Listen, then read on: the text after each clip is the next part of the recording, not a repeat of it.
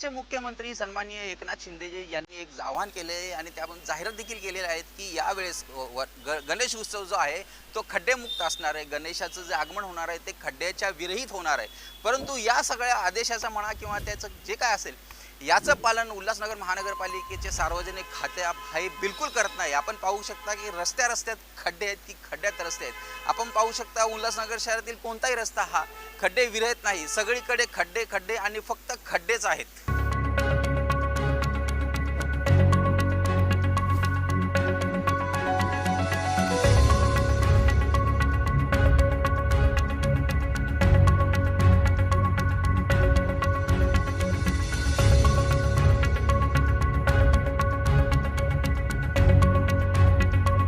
त्याचप्रमाणे आपण बघू शकता की उल्हासनगर महानगरपालिकेच्या मुख्यालयाच्या समोर देखील जे खड्डे आहेत ते देखील सार्वजनिक बांधकाम खात्याला दिसत नाही।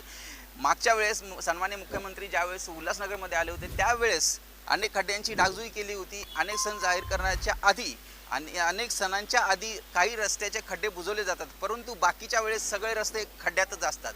नागरिकांच्या बदल जी सुविधा असतात त्या सुविधा देण्यास उल्हासनगर महानगरपालिका सार्वजनिक बांधकाम खाते अत्यंत कामचुकार आहे, हेच सगळं यामुळे समोर येत आहे।